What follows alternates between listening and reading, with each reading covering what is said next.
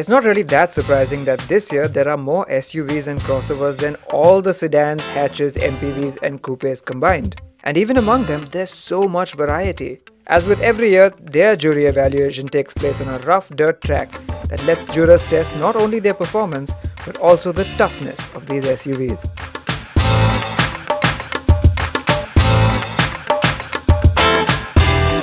And it started with the TUV 300 Plus, which is not only longer than the regular TUV, but also gets the Scorpio's bigger engine. It's a solid workhorse. It's what I would call the poor man's Scorpio. But overall the engine very smooth. That comes as a surprise because in this sort of shape, which is a very traditional and old school SUV shape, you get a level of refinement you don't really expect. I think the TUV 300 Plus is aimed more at a non-urban buyer, a rural buyer or semi-urban buyer who's looking at a bit more space, a bit more style, very, very bold and aggressive style, not to everyone's liking. I think the biggest plus point is the engine, and it's brilliant, and it fits this chassis perfectly well. It's good, it feels good. The interior's big step up from the older one. From one end of the Mahindra spectrum all the way to the other, it's the company's answer to the Fortuner and Endeavour, the Alturas G4. Well, to my mind, it's still an old school vehicle. Fit and finish is very, very good, much better than the Fortuner or the Ford. I've driven both, I've used both, so I know exactly how they behave. It seems easy to drive in spite of the size. The steering does lack a bit of feel, but I think because it's made to make the driver feel very easy when he drives such a big car. The engine's just about right. I mean, it could do with a little more power or maybe a lot more torque. The Alturas is a big car, and it feels certainly like a big SUV. But if you have a direct comparison to the Fortuner, well, the off-roading capabilities is not quite up there. But interiors are just the biggest surprise. They come out really well. A lot of effort, a lot of cost, a lot of material has gone into making this the best interior in its class. So I think that way it's really good. The CR-V needs no introduction, but this new one brings two big changes to the formula in India: 7 seats and a diesel engine. Yeah, definitely. Looking to the CR-V that we had earlier, this car is definitely an upmarket car, much better finish, much higher value for money. Firstly, yeah, it's quite a big car and quite a small engine, but having said that, the CR-V, the new diesel engine seems to be quite refined. It's got good comfortable seats. I really like the driving position in the seats, very comfortable. Typical Honda, pretty much, it's been there for ages and it's going to offer you a lot of comfort. Overall a very cleverly thought out car. That's what Honda is known for. But two things. One is that 1.6 single turbo engine. It's a little weak, especially with a full load, and it's a bit too overpriced. 7 seats always an advantage, I think, for India and the context of our market. So I think it's a big plus point now that the CR-V has a 7 seats. This has been always a nice car to drive. I mean, the old CR-V was something we really enjoyed driving. When is a Mini not a Mini? When it's the Countryman, of course. It looks quite butch, but could you really call it an SUV? Well, this is definitely a Mini, but I think it's a Mini gone in multiple directions. It's become bigger, there's more space in it. It's trying to have some sort of SUV-ish cred or crossover cred. I mean, in a way, it just falls between many stools. It's a nice car to drive, but I mean, I don't know. I can't seem to find who's the typical buyer this appeals to. The Range Rover Evoque is all about style, and the convertible version simply turns that up to 11. It's something that it's got its speciality factor. That's what the high point of this car is. I mean, apart from that, you get everything that's ultimate luxury on the inside. How much you can really use this in our conditions is a big question. It's got just 2 doors. It's got this soft top which makes you open to the elements, but it does have this connection to the old Land Rovers, and that's nice because off-roading was a open air thing. I think what puts this Evoque in perspective is that there's a new Evoque which has come out, but even then this one looks so good after so many years. I mean, it's a car that really is a style statement.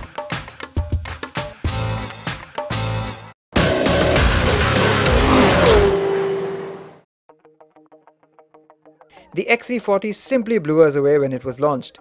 We knew it would borrow stuff from the bigger Volvos, but we weren't prepared for just how much.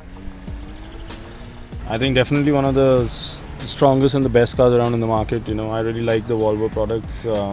It's got lovely interiors, it's got a great size which is perfect for the city. I'm not sure about the pricing, but yeah, for me I think it definitely does the job.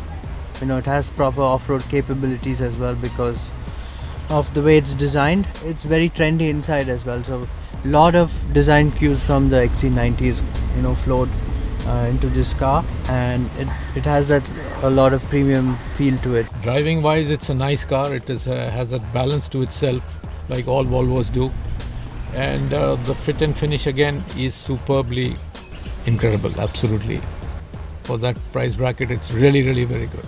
I mean, look at the kind of equipment, the kind of safety features, the kind of technology, you know, the kind of infotainment system that you get in this car. It's hard to beat at this price point. Volvo has done a lot to take the SUV game forward in many ways. XC90, the XC60 was fantastic, but this one actually is the biggest leap forward. It's got things in it that only an S-Class has, a kind of driving technology. It's got a funky interior that's even nicer, in my opinion, than the XC60. It's got attitude, it's got class, it's got a great design on the outside. I think what really impresses me, the safety kit you've got in here. Safety is absolutely fantastic, and the price is just amazing. In fact, I think this car, for me, the value for money also is just simply amazing, because you get so much for what you pay for. Stepping up to the mid-size luxury SUVs, the new Audi Q5 is everything we loved about the original, but updated for the modern day. This Q5 doesn't feel like a massive jump from the previous generation. In fact, it just feels incremental. And I think that's what lets it down a bit. Very soft ride, super smooth engines. May not be that exciting, but you know, it just has a certain plushness about it, and It gets all the basic rights, and on top of it there's a lot of luxury around it. It's just a bit bland, and in today's day and age I think we need a bit more character, and that's where this whole class is going. So a fantastic product if you want just a basic luxury SUV.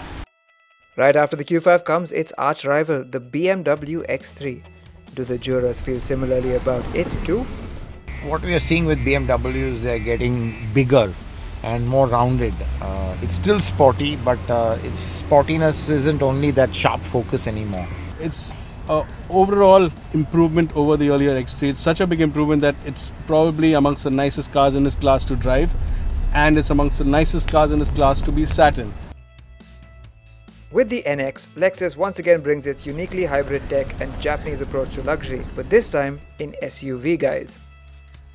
Not much of an off-roader, pretty much a pretty soft roader, but I think it's going to be a good fun to drive this car around in the city. It could do with a little more power for sure. Sort of the unique thing is the hybrid drive. Right now there's no other hybrid in its class, and if you want to be green and slightly more fuel efficient without having a diesel, well, this is the car to go for.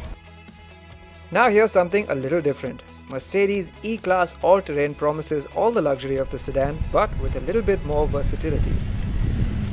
You know, for someone who wants to drive it on bad roads and also have the comfort at the same time, it's a great looking car as well. So if they want all these aspects in one, then I suppose this is the car to have.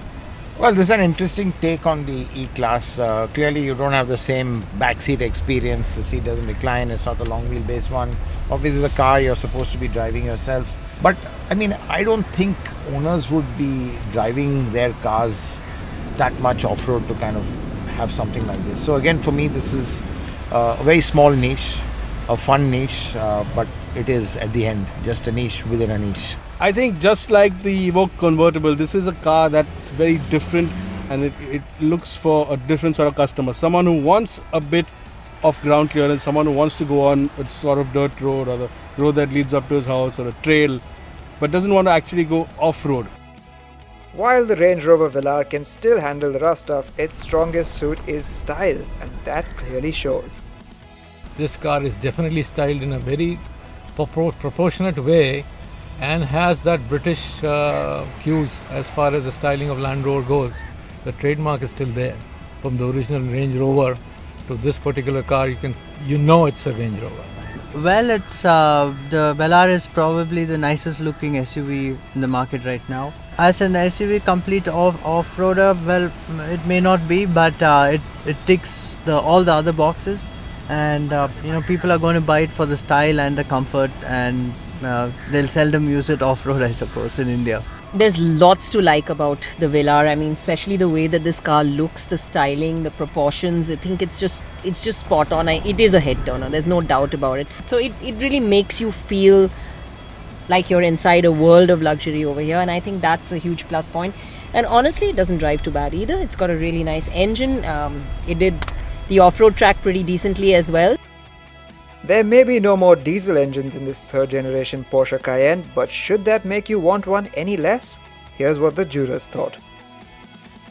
Maybe the steering's become a little too light and lacks feel for me right now. But I love the interior, and the engine's pretty strong now. Very torquey, lots of horsepower, enough to slide it around and have a lot of fun with this size of a car. It's still the best SUV around. The buttons, the switchgear, well, there's not too much switchgear, but all the haptic touches really good. The screen super sharp, high definition, instrumentation again perfectly legible. I think what has changed from the last one is that it's not as pointy as the earlier one. It's a little bit more rounded, the handling. I think again that's coming from customer feedback. So not as sharp a car as the earlier one, but overall this is probably one of those really awesome A to B kind of vehicles you can have.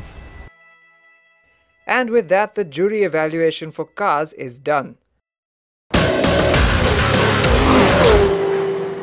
Time to switch focus to the two-wheelers, and what a year it has been. We've seen the establishment of new segments as well as the establishment of new benchmarks within existing segments.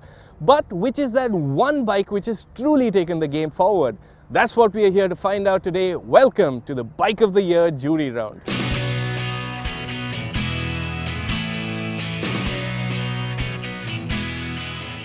The coveted Bike of the Year award is reserved for motorcycles manufactured in India. The winner needs to be an exciting product, but also one that offers an appealing package that fits its intended role well. Value for money, of course, is a big priority as well. We've narrowed this list down to the top 5 contenders, and every one of them aims to offer an elevated experience within its segment or price point. It's a great sign of how fast the premium motorcycle segment is growing in India. But before we get down to business, let's take a look at our esteemed jurors who will pick out the best of the best. Our jury is represented by experts within their respective fields who also have a keen understanding of the average customer's needs and desires from the bikes they buy. Rajni Krishnan.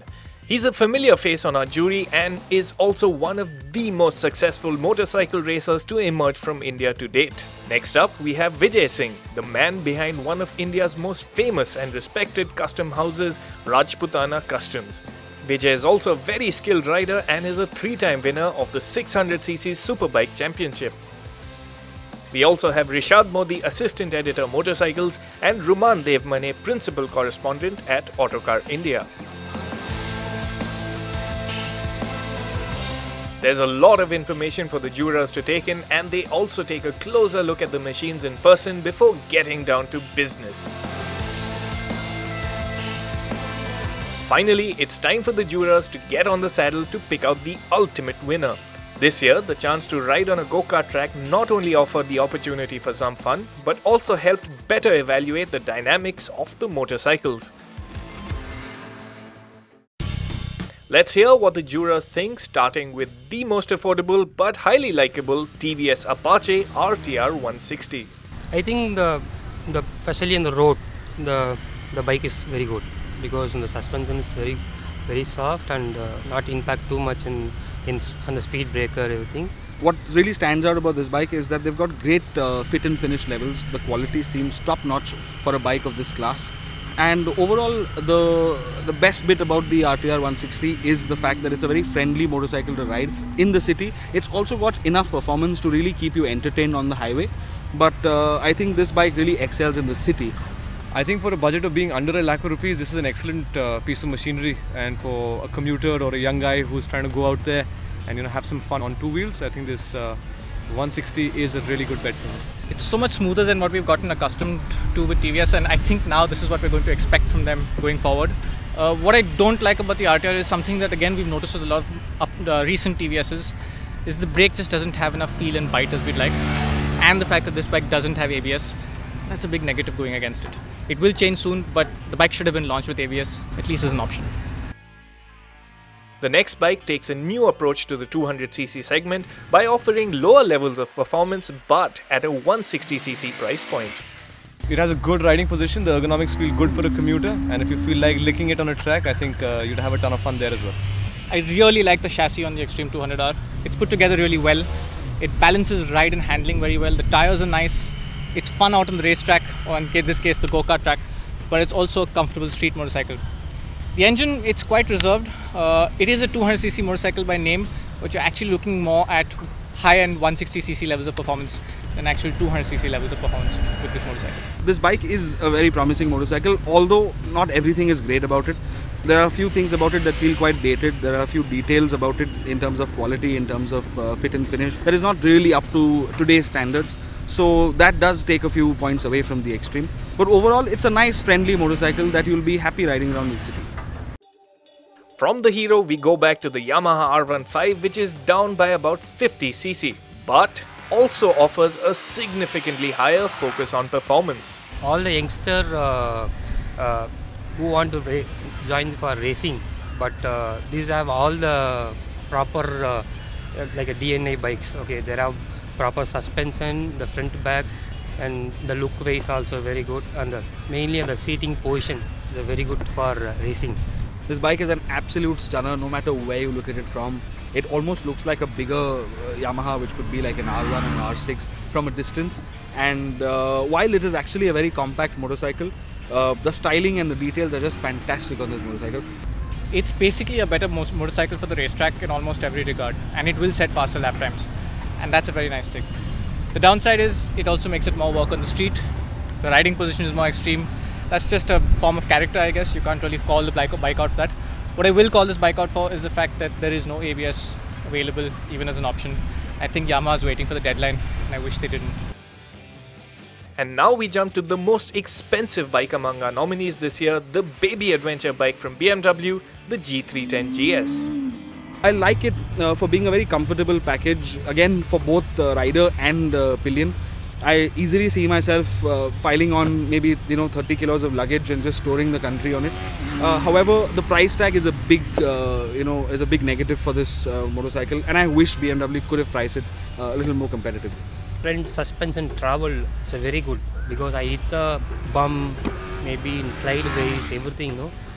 The suspension work a lot. The really very good suspension in the front. And the 310cc, they have good power also. Negatives only the price because too high, like a 310cc the engine. I love the build quality of the bike. You feel it when you sit on it. You feel it when you can look at it.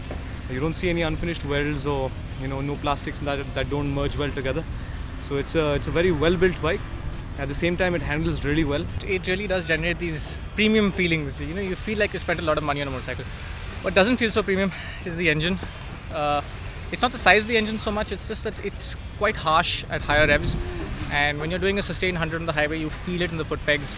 You go at higher speeds, you'll feel it in the bars and the seat, and that really takes away from the experience for me. If this engine was smoother, I think this bike would have been something else. And finally, we come to what has been the most eagerly anticipated motorcycle of 2018, the all-new Royal Enfield Interceptor 650. Let's see what the judges think of Royal Enfield's efforts into this new machine. After a long time, make it Royal Enfield very good bike because good power and good style, and the suspension also not very bad. It's a very good suspension because I hit the pump. The suspension works very clearly.